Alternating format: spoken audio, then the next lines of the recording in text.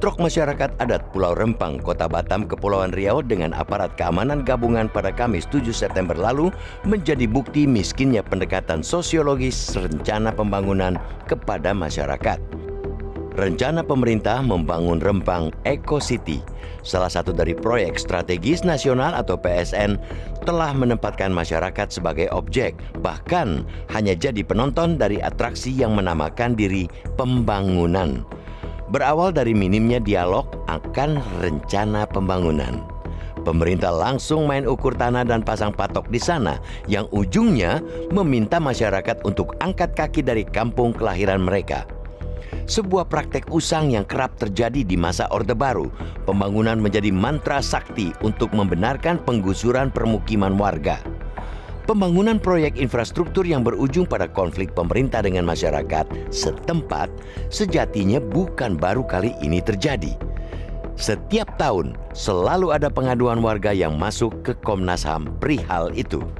Pemerintah, baik pusat maupun daerah, mestinya rajin membaca aturan perundangan yang telah dibuat dalam membangun negeri ini agar tak sering jatuh ke lubang yang sama berkali-kali. Sejak negeri ini dirintis pada 1945, Bapak pendiri bangsa menolak keras perbuatan apapun yang melanggar peri kemanusiaan dan peri keadilan. Semangat itu tertuang jelas di pembukaan Undang-Undang Dasar tahun 1945.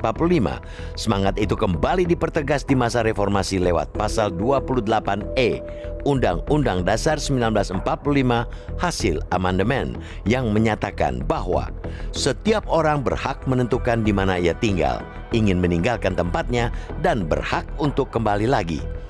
Semakin dipertegas oleh pasal 28H ayat 1 Undang-Undang Dasar 1945 bahwa setiap orang berhak hidup sejahtera lahir dan batin, bertempat tinggal dan mendapatkan lingkungan hidup yang baik dan sehat, serta berhak memperoleh pelayanan kesehatan. Kalau begitu, menjadi pertanyaan besar jika pemerintah melaksanakan pembangunan dengan mengorbankan rakyatnya. Apa bedanya kelakuan seperti itu dengan praktek kolonial Belanda semasa menjajah Indonesia? Berkaca dari bentrok di Pulau Rempang, jelas sekali rencana mulia pembangunan dibuat tanpa melibatkan warga setempat sejak awal. Sejumlah warga yang berusaha mempertahankan hak mereka justru ditahan penegak hukum. Ibarat nasi sudah menjadi bubur, kemarahan masyarakat sudah terlanjur mengemuka di Pulau Rempang. Pemerintah mesti segera mengambil langkah cepat dalam meredam amarah masyarakat di sana. Jika tidak, rencana membangun Pulau Rempang untuk menjadi destinasi investasi yang ditaksir mencapai 381 triliun rupiah dan dapat menyerap hingga 306 ribu tenaga kerja hingga 2080 bakal terhenti.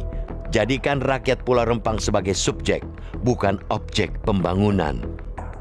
Hakikat pembangunan adalah menyejahterakan rakyat, bukan menyengsarakan rakyat.